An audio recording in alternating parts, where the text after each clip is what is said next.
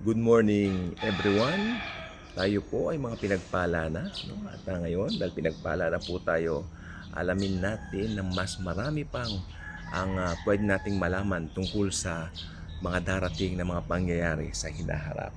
Okay, now turn with me, wag na tayo magpaligoy-ligoy pa. 2 Thessalonians chapter 2. Hindi ko alam kung hanggang saan na mababasa natin due to TikTok sa limited 10-minute time, no?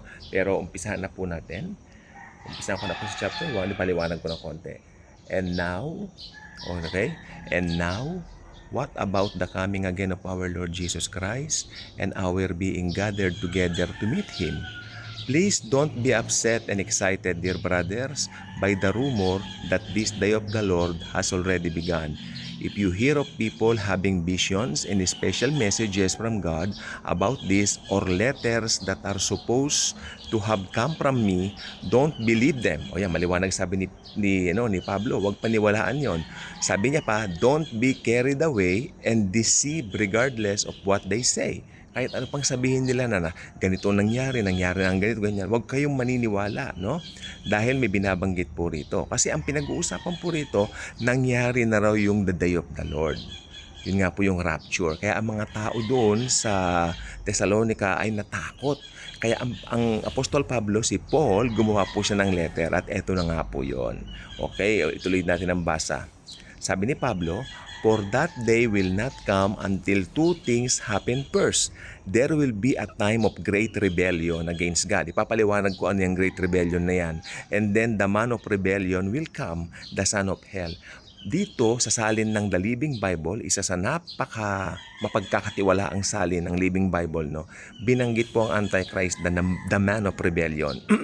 Kasi magkakaroon muna raw ng Great Rebellion. Ano ba yung Great Rebellion? Tandaan ninyo, pag ang mga Kristiyano ay na-rapture na, pag na-rapture na tayo mga born-again Christians, no, maiiwan dito yung mga unbelievers.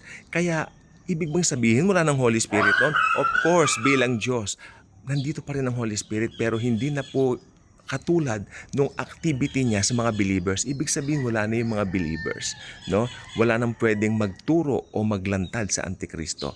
Kaya ang mangyayari noon, sabi ng Bible, tingnan mo, two things happen first. There will be a time of great rebellion against God. Kaya yung lawlessness, yung kasamaan, yung rebellion, lalo na pong mag-i-increase. At pag nag-increase na po yan, lalabas na po yung man of rebellion. Okay, ang tawag ng Bible sa kanya, the son of hell, the son of perdition. He will defy every god there is, and tear down every other object of adoration and worship. He will go in and sit as God in the temple of God, claiming that He Himself is God. Ayun po ang gagawin ng man of rebellion na to. He will claim that He Himself is God. So ganun po ang gagawin po ng man of lawlessness na ito. Siya po ay magiging napaka mataas ang tingin sa sarili at itatanghal niya ang kanyang sarili bilang Diyos. Okay? Sabi dito, tingnan po natin, tuloy po natin. He will go in and sit as God in the temple of God, claiming that He Himself is God. Don't you remember that I told you this when I was with you? And you know what is keeping Him from being here already, for He can come only when His time is ready. Okay? So, maliwanag po sa Bible yan. As for the work of this man, tingnan nyo. Okay, as for the work this man of rebellion and hell will do when he comes, it is already going on. But he himself will not come until the one who is holding him. Ito na po yung tayo. But he himself will not come until the one who is holding him back steps out of the way. Then this wicked one will appear, whom the Lord Jesus will burn up with the breath of His mouth and destroy by His presence when He returns.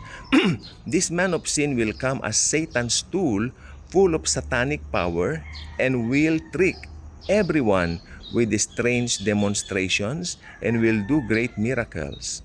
He will completely fool those who are on their way to hell because they have said no to the truth.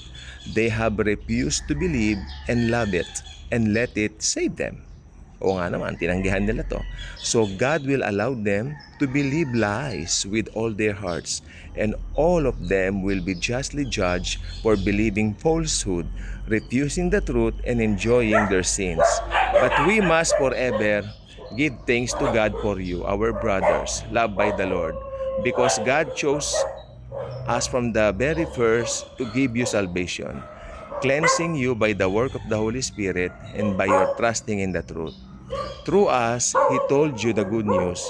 Through us, He called you to share in the glory of our Lord Jesus Christ. With all these things in mind, dear brothers, stand firm and keep a strong grip on the truth. Okay. That we taught you in our letters and during the time we were with you. May our Lord Jesus Christ Himself and God our Father, who has loved us and given us everlasting comfort and hope, which we don't deserve, comfort your hearts with all comfort and help you in every good thing you say and do. Panginoong Hesus ang magpapala sa pagbasa natin ng Kanyang mga banal na salita, ang Biblia. Okay? So, nakita po natin dito, pinakita po dito, ito po ay isang paraphrase version, the Living Bible. Nakita po natin dito na ang man of lawlessness hindi lalabas hanggat nandito yung restrainer. Okay? Ang restrainer po ay ang Holy Spirit.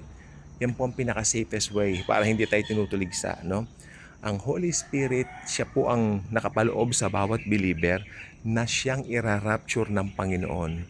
O nga po naman, kung na-rapture na nga po tayo, wala na pong pwedeng maglantad doon sa Antichrist kasi tayo alam natin ang Biblia, nag-aaral tayo ng Bible, kaya pagdating po ng panahon na yon, no, kung sakaling nandito pa tayo, malalantad natin siya. Kaya ang gagawin ng Panginoon, aalisin po tayo rito, ira-rapture tayo.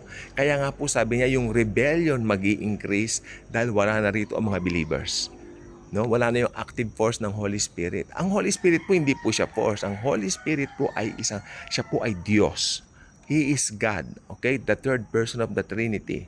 Kaya mananatili pong Diyos ang Espiritu maski wala na po tayo rito. Ang ibig lang sabihin yun, yung activity niya sa bawat believer. Tapos na kasi inakyat na po tayo sa heaven. Okay? Kaya yun po ang mangyayari. Kaya sa ngayon po, no, habang hindi pa po dumarating ang lahat ng ito, sabi ng Bible, magpaalakasan tayo ng loob dahil ang mga katotohanan na nakasulat sa kanyang mga salita ay mapanghahawakan po natin sa bawat araw ng buhay natin. Marami po tayong nakikita ngayon sa mundo, pero hindi pa po yan. Hindi pa po yan ang katuparan ng mga hula. Yan po ay patikim. Madalas ako nagsasabi, patikim pa lang po yan. That's not it. That's not yet it. That's only parang foretaste, no, kung gaano kasama ang araw o ang 7 taon na natitira sa mundo. Dahil ang magdadanas po niyan, yung mga tumanggi sa finished work ni Kristo. Yung mga tumanggi kay Hesus Kristo para maging Panginoon sana at tagapagligtas sana nila. Pero tinanggihan nila ito dahil sa katigasan na rin ng kanilang mga puso. Maaaring dahil sa relihiyon, meron silang pinangahawakan na paniniwala, meron silang ayaw na kalagaan, meron silang ayaw na i-let go. Dahil pag naniwala nga naman sila kay Jesus, hindi na nila magagawa yung mga dating ginagawa nila. It's something like that. We don't know. Iba-iba po mga tao. Pero isa ng bagay lang po alam ko, this book is telling us, lahat po na nakasulat dito ay magaganap at magaganap. Yung alien invasion, yung UFO disclosure na yan, nakasulat po yan sa Bible, pero hindi po as aliens, pero sila po ay mga demons. Sila po yung tinatawag ng mga fallen angels na nakisama kay Satanas doon sa Great Rebellion na nangyari. Na unang Great Rebellion actually, nang si Lucifer ay pasukan ng pride at magrebelde mismo sa Panginoong Hesukristo na King of Kings and Lord of Lords, na God Almighty. Okay? Pero alam naman natin, tinapon siya ni Jesus sa lupa. Ngayon nandito nandideceive si Satanas at ang kanyang mga fallen angels. At yung mga aliens na yan, mga fallen angels po yan. No? Mga demonyo po yan. Okay? So yan ang pong gusto ko sabihin. Ka-good vibes na ba kayo? Kung hindi pa, maging ka-good vibes na by clicking that subscribe button. Share this video. Share Jesus, His grace, His love.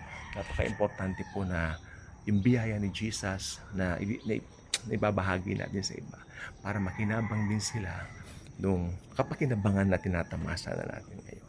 Salamat po. God bless sa atin. Thank you. Alam mo, meron siya. Sa taas ng